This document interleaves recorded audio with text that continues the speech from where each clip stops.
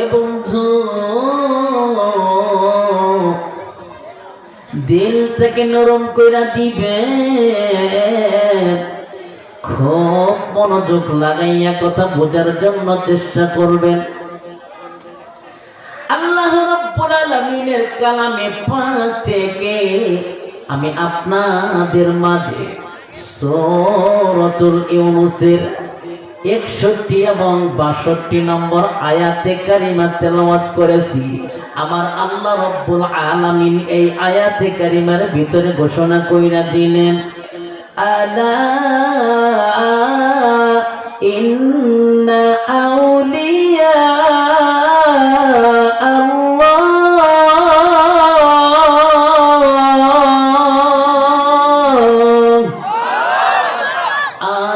জবানটা খুলে পড়েন আল্লাহু আকবার। এনুটুর চোরের মানুষ, আমি আপনাদেরকে বেশি সময় কষ্ট দিব না। এ বন্ধু আমার আল্লাহ রাব্বুল আলামিনের কালামে পাকের যে আয়াতে কারিমে আমি আপনাদের মাঝে তেলাওয়াত করেছি, এই আয়াতে কারিমার ভিতরে আমার আল্লাহ রাব্বুল আলামিন আল্লাহর ওলি হইতে হইলে কি কাজ করা লাগবে, আল্লাহর ওলি কেমনে হওয়া যায় আমার আল্লাহ শিখাইয়া দিয়েছেন। জোরে কোন সুবহানাল্লাহ। আল্লাহর ওলি হইতে মন চায় কি চায় না? কার কার চায়? দুহাত জ্বালায় দেখান তো। নারায়ে তাকবীর, নারায়ে তাকবীর। আপনারা আল্লাহর ওলি হইতে মন চায় কি চায় না? আজকে আমরা জানবো কি করলে আল্লাহর ওলি হওয়া যায়। আমার ভাইরা, আমার বন্ধুগণ, এ বন্ধু কোন দিকে নজর নাই, দিলটাকে নরম করে দিয়া কথা শোনো বন্ধু। আমার আল্লাহ রাব্বুল আলামিন কোরআন কারীমের ভিতরে জানাইয়া দিলেন, আলা ইন্না আউলিয়া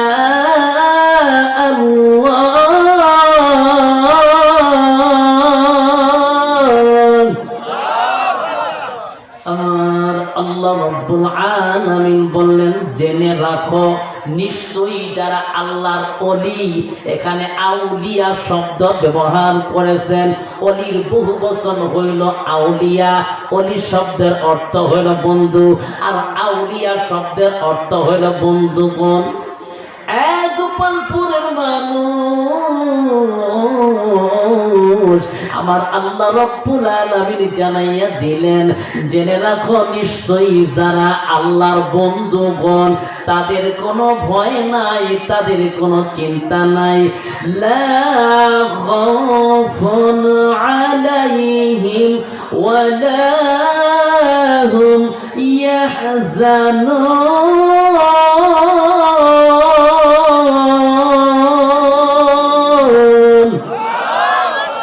আমার ভাইয়ের, আমার বন্ধুগণ, এ ভাইরা রে, আমার আল্লাহ জানাইয়া দিলেন আল্লাহর বন্ধুগণের কোনো ভয় নাই, কোনো চিন্তা নাই। এবার আসুন আল্লাহর বন্ধু হইলে কি করা লাগবে আমার আল্লাহ জানাইয়া দিলেন। আল্লাহর বন্ধু যদি হতে চাও তাহলে দুইটা কাজ করা লাগবে। জোরে বলেন কয়টা কাজ? আরো জোরে বলেন কয়টা? আমার আল্লাহ রাব্বুল আলামিন জানাইয়া দিলেন, যদি আমি আল্লাহর বন্ধু হতে চাও আমি আল্লাহর দুইটা কাজ করা লাগবে। এক নাম্বার কাজ হলো আল্লাযীনা আমানু,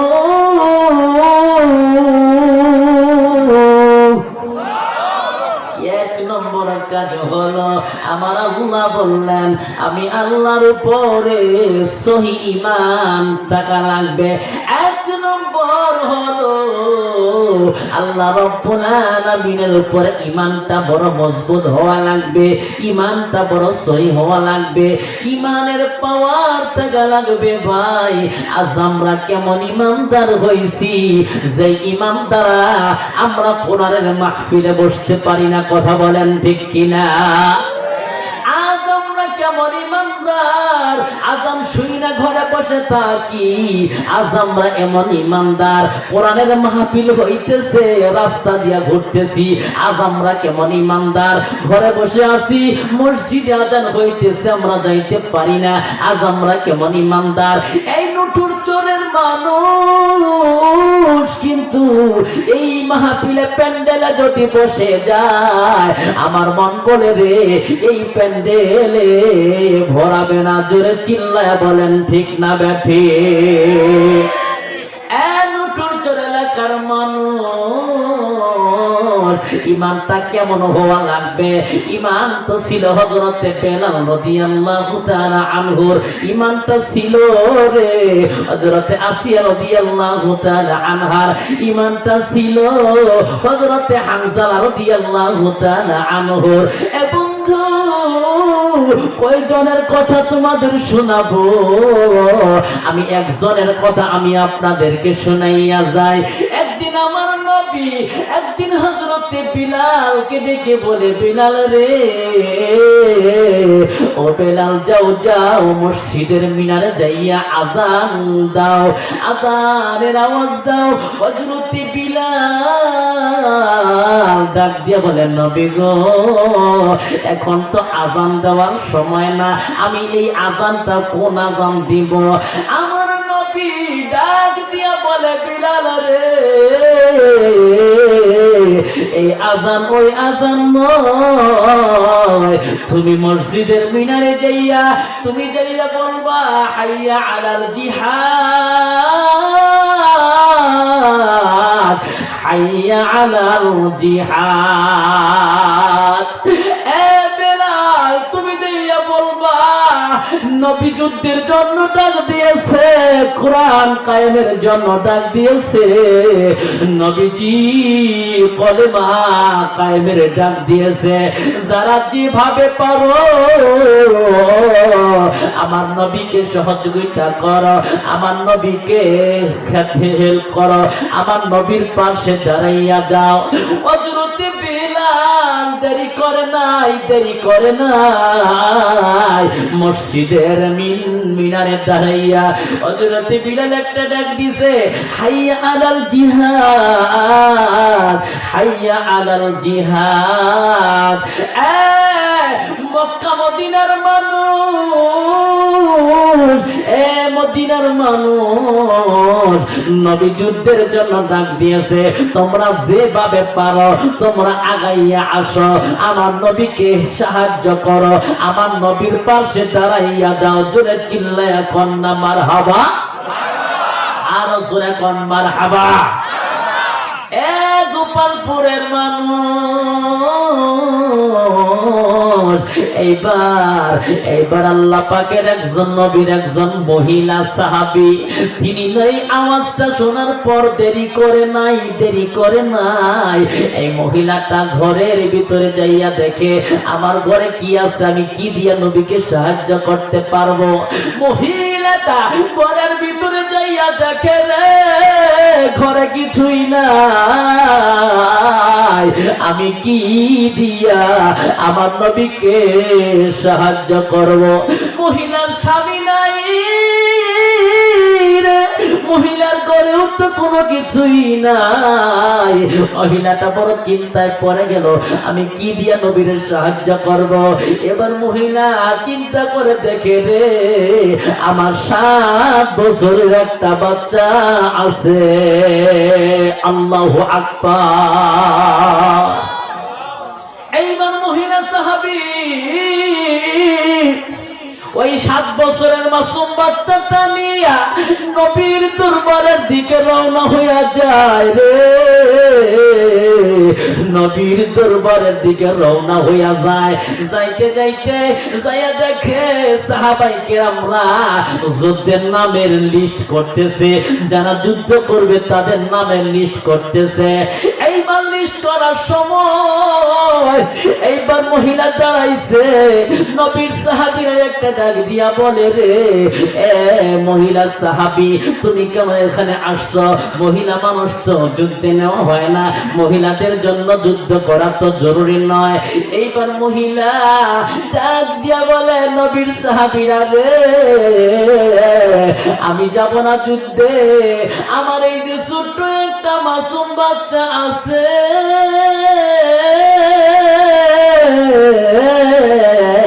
এই ছোট্ট মাসুম বাচ্চাটাকে যুদ্ধে পাঠাইয়া দিব। জোরে চিল্লায়া কন্যা আল্লাহু আকবার। খারাপ লাগতেছে ভাই? কি কোন পিছনে যারা আছেন থাকবেন? আছেন তো ইনশাআল্লাহ?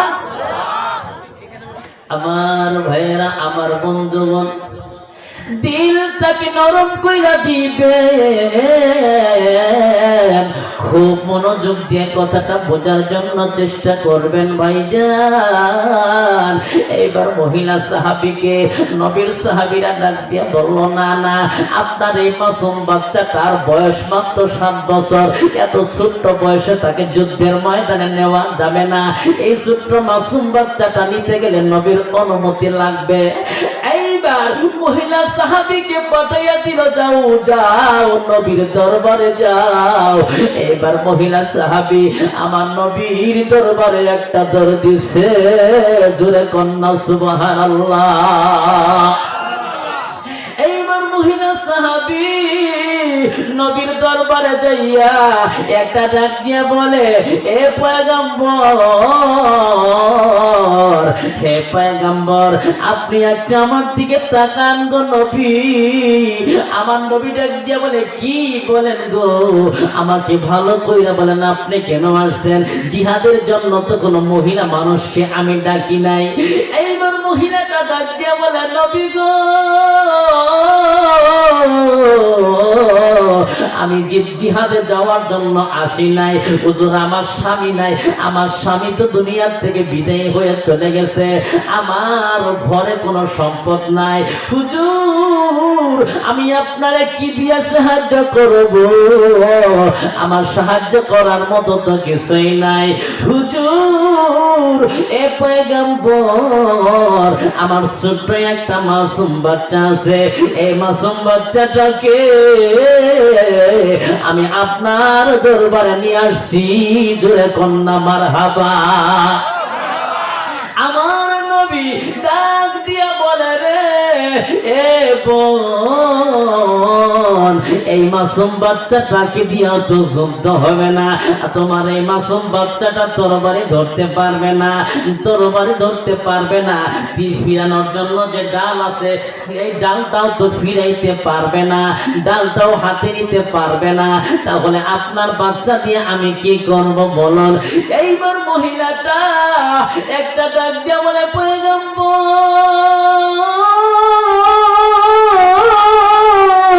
আমার এই মাসুম বাচ্চাটাকে আপনি নবীকে যখন কাফির মুশরিকরা তীর মারবে, যখন আপনাকে মারার জন্য তরবারি নিক্ষেপ করবে গো নবী, আমার এই ছোট্ট মাসুম বাচ্চাটাকে আপনি সেই তরবারি ফিরানোর জন্য যখন আপনি ধরবেন, আমার সন্তানটা চূর্ণ বিচূর্ণ হইয়া যাবে, তীর মারলে তীরটা ধরবেন আমার সন্তানের বুকে লাগবে। ইয়া রাসূলুল্লাহ, ইয়া হাবিবাল্লাহ, আমার সন্তান মরে যাবে, আমার সন্তানকে দিয়ে হলে কাল কিয়ামতের ময়দানে আমি আমার মাওলাকে বলতে পারবো, আল্লাহ তোমার নবীর ভালোবাসায় আমি আমার সন্তান বিসর্জন দিয়েছি। জোরে আওয়াজ করে কন্যা আল্লাহু আকবার। গোপালপুরের নবীর শেখের দল পাগল। আজ নবীর কত আশিক দেখা যায়, নবীর কথা মানে না, নবীকে ভালোবাসে, কিন্তু নবীর মুখের দাড়ি নিজের মুখে নাই। নবীকে ভালোবাসে, কিন্তু নবী বলছে নামাজ পড়ো, নামাজ পড়ে না। এমনও আছে নবী বলছে সুদ খাইও না, সুদ খায়, ঘুষ খাইও না, ঘুষ খায়। নবী বলছে মাদ্রাসাকে ভালোবাসো, নবী বলছে ওলামায়ে কেরামকে ভালোবাসো। কিন্তু ভাই, কিন্তু নবীকে ভালোবাসা নাই, শুধু আছে মুখে মুখে। জোরে বলেন ঠিক কিনা?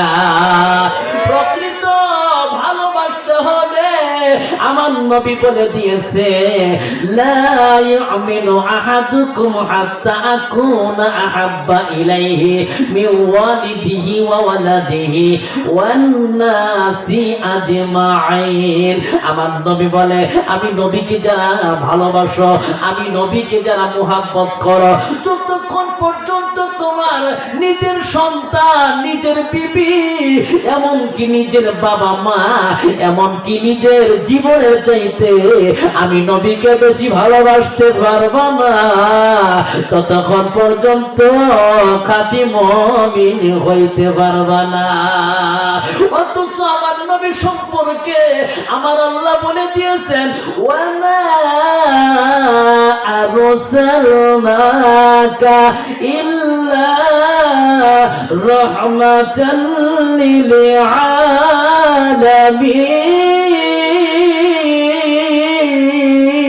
আলামিন। আমার আল্লাহ বলে দিলেন আমি আমার বন্ধুকে এই দুনিয়ার জন্য রহমত স্বরূপ পাঠাইছি। জোরে কোন সুবহানাল্লাহ। রহমাতুল লিল আলামিন নবী, রহমাতুল লিল আলামিন নবী, কোরআনে প্রমাণ। উম্মত বিনে কে বুঝিবে আমার দিনের নবীর শান। আওয়াজ কইরা বলেন ঠিক কিনা? রহমাতুল লিল আলামিন নবী, রহমাতুল লিল আলামিন নবী, কোরআনে প্রমাণ। উম্মত বিনে কে বুঝিবে আমার দিনের নবীর শান। আশিকি বিনে কে বুঝিবে আমার দিনের নবীর শান। নবী আমার মদিনারে বলবো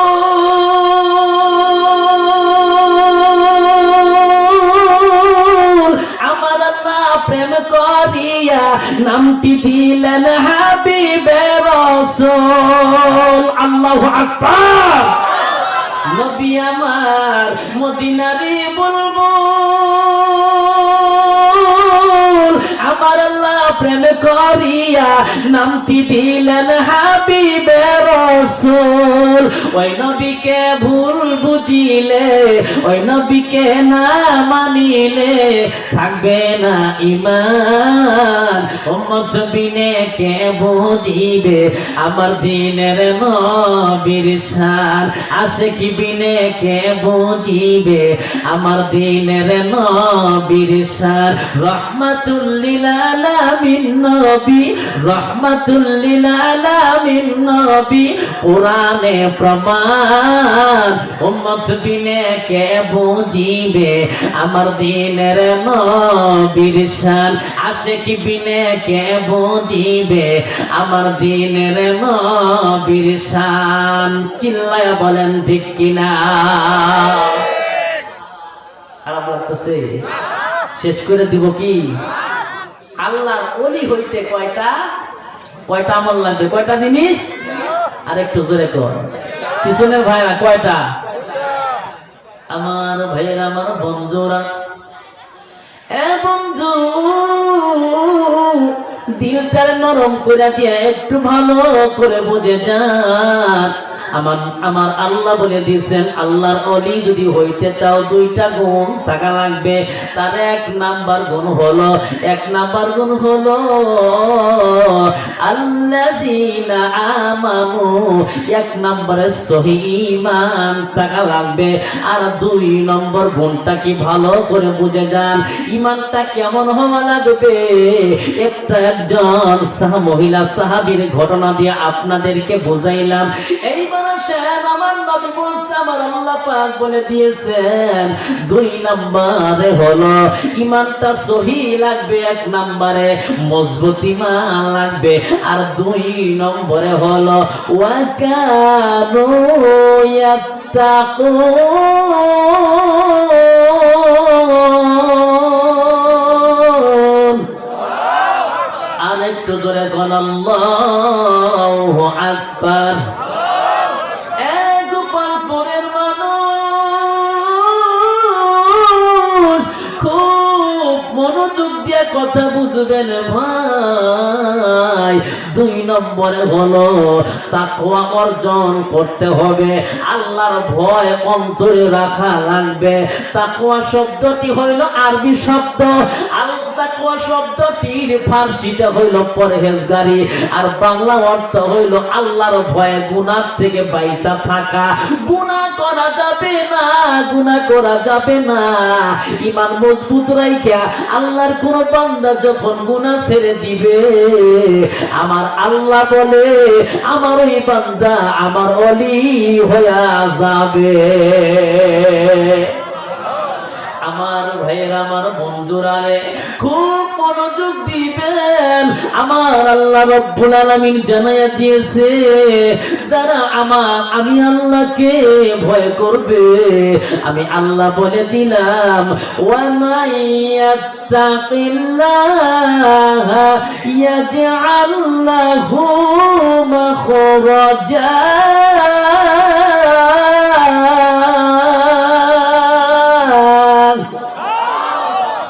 আমার ভাইরা, আমার বন্ধুরা রে, আমার আল্লাহ বলে দিলেন, আমার আল্লাহকে যারা ভয় করবে, আল্লাহওয়ালা যারা, আল্লাহর ভয় যেই মুমিনের অন্তরে ঢুকে যাবে, ওই মুমিন বান্দা যত মুসিবতে পড়ুক না কেন, আমার আল্লাহ তাকে সব মুসিবত থেকে মুক্তি দিয়া দিবে। জোরে জোরে কোন সুবহানাল্লাহ। এ দুটুর জোরে না কার মানুষ, একটু মনটাকে নরম করে দিয়া বুঝেন। দুই নাম্বার হলো আমার মাওলাকে ভয় করতে হবে, ভয় কইরা গুনাহ করা যাবে না। আর যখন বান্দার অন্তরে ভয় ঢুকবে, আমার আল্লাহ পাক বলে দিলেন ওয়া মাইয়াত্তাকিল্লাহা ইয়াজআল লাহু মাখরাজা। আমার বান্দার অন্তরে যখন ভয় থাকবে, আমার ওই বান্দা যখন গুনাহ করবে না, আমি আল্লাহ ওই বান্দাকে সব মুসিবত থেকে উদ্ধার করব। কোন সুবহানাল্লাহ। গোপালপুরের মানুষ, একটু দিলটা নরম করে দিয়ে বুঝেন, আল্লাহ রাব্বুল আলামিনের একজন পয়গম্বর ছিল, যার নাম ছিল হযরতে ইউসুফ পয়গম্বর। হযরতে ইউসুফ পয়গম্বরকে হযরত জুলাইখা একটা নয়, দুইটা নয়, 7টা দরজার ভিতরে ঢুকাইয়া জিনার প্রস্তাব দিয়েছিল। কথা বলেন ঠিক না ঠিক? আরো জোরে বলেন ঠিক না ঠিক? হযরত ইউসুফ পয়গম্বরকে যখন 7টা দরজার ভিতরে ঢুকাইয়া দিয়া, এবার যখন 7টা দরজার ভিতরে তালা মাইরা হযরত ইউসুফকে জুলাইখা বলছিল, আমি তোমাকে ভালোবাসি, আমি তোমার প্রেমে হাবুডুবু খাইতেছি, আমার মনের আশা পূরণ করো, আমার সঙ্গে তুমি জিনা করো। হযরত ইউসুফ পয়গম্বর আমার আল্লাহকে একটা ডাক দিয়েছিল আর বলছিল আল্লাহ, একটা ডাক দেন না আল্লাহ, আর একটা ডাক দিয়া বলেন আল্লাহ। একটু জোরে বলেন আল্লাহ।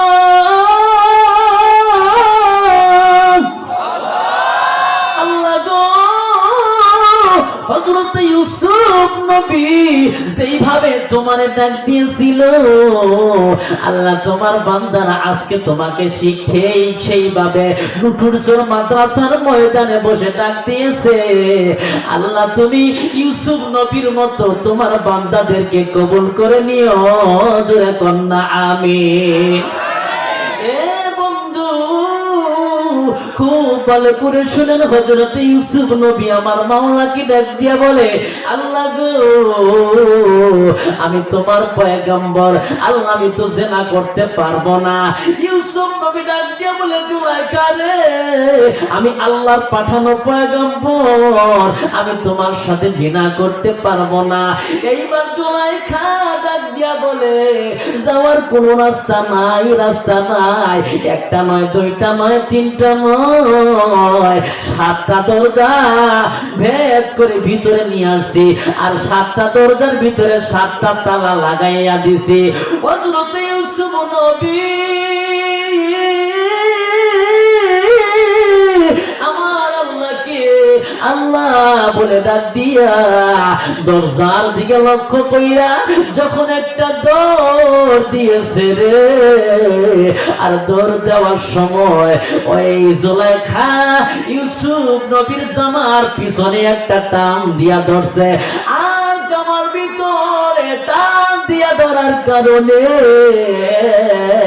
এবার জামাটা ছিঁড়া গেছে, ইউসুফ নবীর পিছনের অংশ ছিঁড়া গেছে।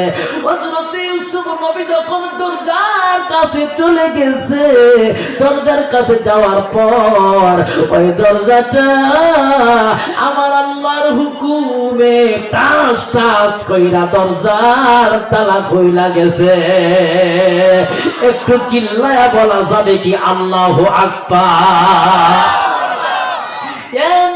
চরের মানুষ এইবার হযরত ইউসুফ নবী এইবার 7টা দরজা তালা খুইলা যাওয়ার পর হযরত ইউসুফ নবী যখন তালা থেকে দরজা 7টা বের কইরা যখন বাইরে চলে আসে, বাইরে আইসা দেখে রে জুলাইখার স্বামী আব্দুল আজিজ মেসির দাঁড়ায়া আছে।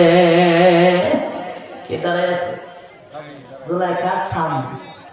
এবার যখন দাঁড়ায় আছে, জুলাইখা পিছন থেকে বলতেছে, এ স্বামী আব্দুল আজিজ মেসের, দেখেন আপনি কারে কিনা নিয়েছেন বাড়িতে, কারে আপনি মানুষ করলেন, এই ইউসুফ আজকে আমারে জেনার জন্য ঘরে রেখে নিছে। নাউজুবিল্লাহ কোন একজন আলেমের বিরুদ্ধে অপবাদ, কথা বলেন ঠিক কিনা? শুধু আলেম নয়, পয়গম্বর। তো বলতেছে আমারে তো ঘরে নিয়ে গেছিল, এই ঘরের ভিতরে ডাইকে নিয়ে গেছে, এই ইউসুফ পয়গম্বর আমাকে জেনার কথা বলছে, আমাকে নাকি ভালোবাসে। নাউজুবিল্লাহ কোন কথা সত্য না মিথ্যা? কথা কয় না, সত্য না মিথ্যা? বর্তমানে এরকম মিথ্যা মামলা হয় কি হয় না?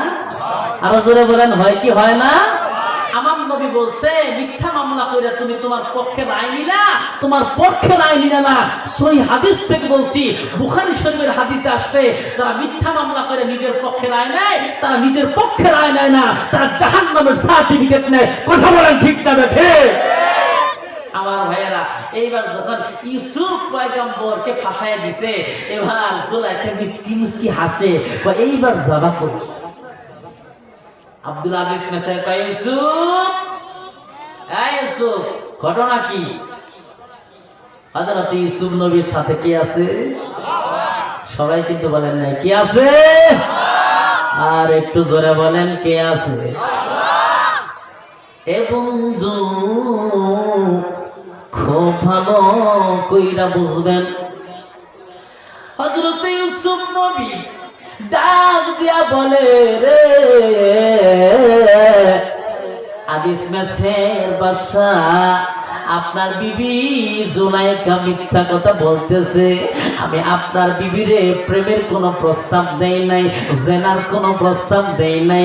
আপনার বিবি মিথ্যা কথা বলতেছে। এইবার আজিজ মেসেটা দিয়া বলে, রে তোমার কথা যে সত্য, তার পক্ষে তোমার কি দলিল আছে? কারণ দলিল ছাড়া তো কথার কোনো মূল্য নাই। কথা বলেন ঠিক কিনা? তোমার কি প্রমাণ আছে? দাও। নিজের বিবির কাছে প্রমাণ চাই না, চাই ইউসুফ নবীর কাছে। কথা বলেন ঠিক না বেটি? হযরত ইউসুফ নবী এইবার বড় মুসিবতে পইরা গেল। আমি কিন্তু বলেছি ওয়ামাইয়াত্তাকিল্লাহা ইয়াজআল লাহু মাখরাজা। যখন কোন আল্লাহওয়ালা মানুষ, যখন আল্লাহকে যারা ভয় করে, ওই মানুষটা মুসিবতে পইরা গেলে উদ্ধার করে কে? আর জোরে বলেন কে? বন্ধু খুব ভালো কইরা বুঝবেন। এইবার ইউসুফ নবী আমার মাওলার একটা ডাক দিছে, আল্লাহ। আমার আল্লাহকে যখন আল্লাহ বইলা ডাক দিছে, আমার আল্লাহ বলে, ইউসুফ বলো, কি বলো, বলবা বলো। এবার ইউসুফ নবী বলে, আল্লাহ আমি তো মুসিবতে পইরা গেছি। আল্লাহ আমি তো বড় বিপদে পইরা গেছি। আল্লাহ গো, আমি এখন এই বিপদ থেকে কেমনে উঠবো? আমার পক্ষে তো কোনো প্রমাণ নাই, আমি নির্দোষ, তার পক্ষে তো কেউ নাই গো আল্লাহ। আমার আল্লাহ ডাক দিয়ে বলে, ইউসুফ নবী রে চিন্তা করিস না, আমি আল্লাহ তোর সাথে আছি। একটু জোরে বল আল্লাহু আকবার।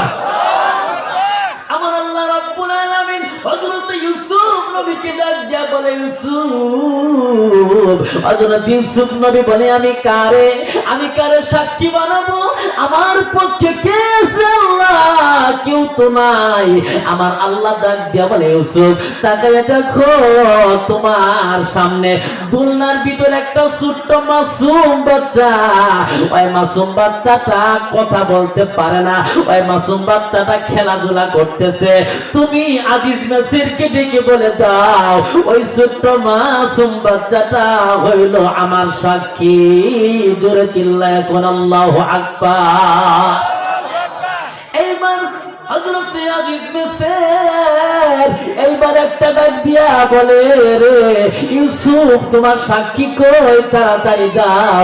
এবার হযরত ইউসুফ পয়গম্বর একটা ডাক দিয়া বলে, রে একটা ডাক দিয়া বলে,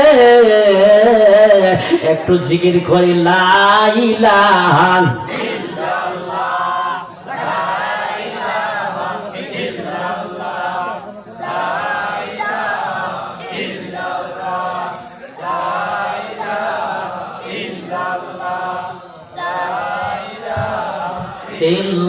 ইল্লাল্লাহ, লা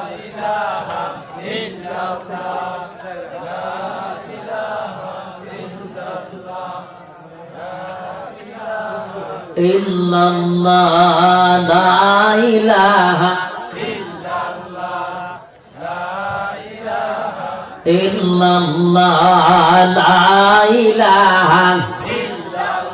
জগৎ পাগল কাবার জন্য, কাবা পাগল মাবুদের।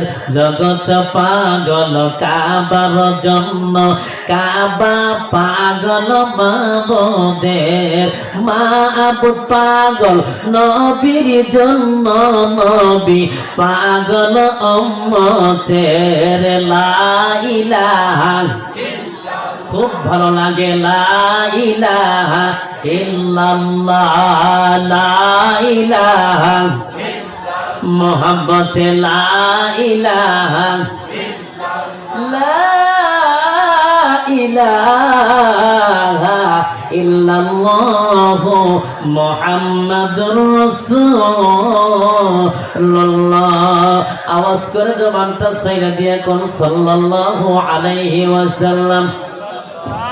এ বন্ধু দিনটাকে নরম করে দিবেন। খুব মনোযোগ দিয়ে কথাটা শোনেন ভাই।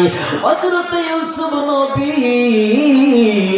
এবার একটা ডাক দিয়া বলে, এই আজিজ মেসের, আমার সাক্ষী হলো ওই যে দুলনার ভিতরে একটা মাসুম বাচ্চা আছে, ওই মাসুম বাচ্চাটাই হইল আমার সাক্ষী। জোরে চিল্লায়া কন্যা আল্লাহু আকবার।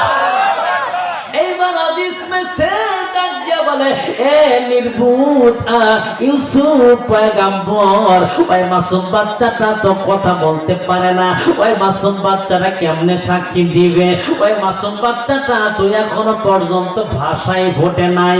এইবার ইউসুফ নবী একটা ডাক দিয়া বলে, রে আমার আল্লাহ সাক্ষী বানাইতে বলেছে, আমি বানাইছি, দেরি নয় দেরি নয়। আপনি যাইয়া একটু তাকে জিজ্ঞাসা কইরা দেখেন সে সাক্ষী দিতে পারে কিনা। আমার ভাইয়ের, আমার বন্ধুরা রে, এবার যখন আজিজ মেসের একটা দর দিছে যাইয়া ওই ছোট্ট মাসুম বাচ্চাটাকে ডাক দিয়া বলে, এ ছোট্ট মাসুম বাচ্চা বলো, আমার বিবি জুলাইখা দোষী না নির্দোষী? ইউসুফ দোষী না নির্দোষী? কার দোষ? কে দোষী আর কে নির্দোষী বলো? এইবার ছোট্ট মাসুম বাচ্চাটা জীবনেও এখনো পর্যন্ত কথা বলে নাই। আমার আল্লাহর হুকুমে এই ছোট্ট মাসুমের জবানটা ফুইটা গেছে। জোরে জোরে কন্যা আল্লাহু আকবার। আর একটু জোরে আল্লাহু আকবার। এ নটুর চোরের মানুষ, খুব মনোযোগ দিয়া বোঝার চেষ্টা করবেন আমার ভাই জানেরা। এবার যখন ওই ছোট্ট মাসুম বাচ্চাটাকে প্রশ্ন করা হয়েছে কে দোষী কে নির্দোষী, ছোট্ট মাসুম বাচ্চাটা একটা ডাক দিয়া বলে, আজিজ মেসের, কে দোষী আর কে নির্দোষী এটা আমি আপনাকে বলতে চাই না, কিন্তু আমি আপনাকে একটা সূত্র বইলা দিতে চাই।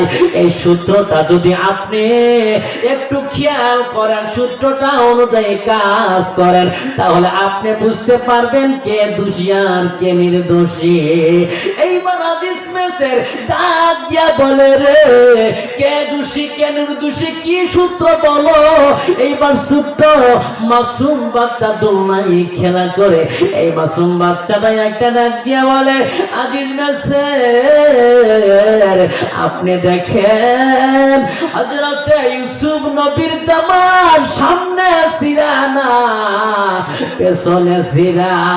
যদি সামনে সিরা থাকে তাহলে বুঝবেন ইউসুফ নবী আক্রমণ করতে গিয়েছিল বাঁচার জন্য, জুলাইখা তার সামনে ধরছিল, এই জন্য সামনের জামাটা সিরা গেছে।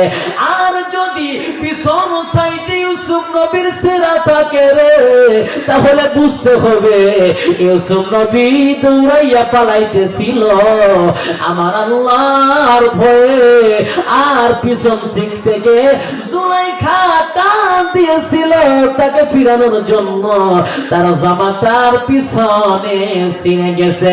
এই কথা বলার পর আল্লাহ রাব্বুল আলামিনের বান্দা আজিজ মেসে তাকায়া দেখে রে হযরত ইউসুফ নবীর পিছনে সেরা। একটু আওয়াজ করে কোন আল্লাহু আকবার। এইবার আজিজ মেসের বুঝতে পারছে ইউসুফ নবীর কোন দোষ নাই, ইউসুফ নবী নির্দোষ। আমার ভাইরা উদ্ধার করেছে কে? আরো জোরে বলেন কে? এ বন্ধু, কবরের জগতে গেলেও আমার আল্লাহ আপনার উদ্ধার করতে পারবে। আমার ভাইরা রে, আজ যারা বসে আছি কাল এই জায়গায় বসতে পারবো কিনা তার কিন্তু কোনো গ্যারান্টি নাই। কথা বলেন ঠিক কিনা? এই দুনিয়া দুনিয়ার জমিনে কেউ চিরদিন থাকতে পারবে না। বাদশা হারুনুর রশিদ নামে একজন বাদশা ছিল, অনেক বড় পয়সাওয়ালা, অনেক বড় টাকাওয়ালা। এই বাদশা হারুনুর রশিদ একদিন গুরুস্থানের পাশ দিয়া হেঁটে হেঁটে যায় রে। যাওয়ার সময় হঠাৎ করে দেখে হযরতে আল্লাহ পাকের বান্দা হারুনুর রশিদ তাকায়া দেখে ওই গোরস্থানের মধ্যে একটা মানুষ দেখা যায়, যেই মানুষটার নাম হলো বাহালুল। এইবার বাদশা হারুনুর রশিদ ঘোড়াটা থামাইয়া একটা ডাক দিয়া বলে, এ বাহালুল, তুমি একটা পাগল, তুমি সব সময় গোরস্থানে পইরা থাকো, ভালো মানুষ কোন সময় গোরস্থানে থাকতে পারে না, তুমি কেন ওই গোরস্থানে থাকো? বাহালুল পাগল একটা ডাক দিয়া বলে, বাদশা হারুনুর রশিদকে বলে, এ বাদশা হারুন, আমি পাগল নয়, তুমি বাদশা পাগল। বাদশা হারুনুর রশিদ ডাক দিয়া বলে, কেমনে আমি পাগল? তুমি পাগল না বলো, গুরুস্থানে সব সময় তো মানুষ থাকতে পারে না। এবার বাহালুল বলে, এ বাদশা হারুনুর রশিদ, আমি তোমাকে একটা প্রশ্ন করব, আমার প্রশ্নের জবাবটা দিবা। বলে, কি প্রশ্ন বলো? বলে, আমি জানতে চাই বাদশা হারুনুর রশিদ রে, এই দুনিয়ার জমিনে যারা আছে তারা কি চিরদিন থাকবে না কবরে চলে যাবে? বাদশা হারুন বলে, দুনিয়ার কোন মানুষ তো থাকতে পারবে না, এমনকি আমি হারুনুর রশিদও থাকতে পারবো না। এবার বাহালুল বলে, তুমি তো ওই 7 তলায় ঘুমাও, তোমার রঙিন বিছানায় ঘুমাও, একবার কি চিন্তা করে দেখেছো বাদশা হারুন, তোমার বাবা এই কবরে ঘুমায় গেছে, তোমার মা এই কবরে ঘুমায় গেছে রে। এবার বাদশা হারুনুর রশিদ, তোমার দাদা, তোমার পূর্বপুরুষ আজ তারা কবরে ঘুমাইছে, আর তুমি সেই গুরুস্থানের পাশ দিয়া যাও, কোন সময় তাদের কথা মনে পড়ো না, কিন্তু তুমি বাদশা হইলে কি হবে রে? বেশি দেরি নয়, বেশি দেরি নয়, তোমাকে ওই গুরুস্থানে আসতে হবে। কথা বলেন ঠিক কিনা? এই লুটের চোরের মানুষ, আমার শ্বশুর এই এলাকা থেকে চলে গেছে, আমার চাচা শ্বশুররা চলে গেছে, এই এলাকার অনেক ধনী মানুষ আজকে কবরে আছে না নাই? নিয়মিত এলাকার কোন না কোন মানুষ কবরে যাইতেছে রে। আমার ভাইয়েরা খুব ভালো কইরা বুঝবেন, খুব মনটা দিয়া দিলটারে নরম কইরা দিবেন। এইবার বাদশা হারুনুর রশিদ ডাক দিয়া বলে, আসলেই তো তুমি পাগল না রে, আমি বাদশা হারুনুর রশিদ পাগল। এইবার ডাক দিয়া বলে, আমি বাদশা খুশি হইছি তোমার নসিহতে, আমি তোমাকে একটা জিনিস বলতে চাই, তুমি বলো আমার কাছে কি চাও? আল্লাহু আকবার কর।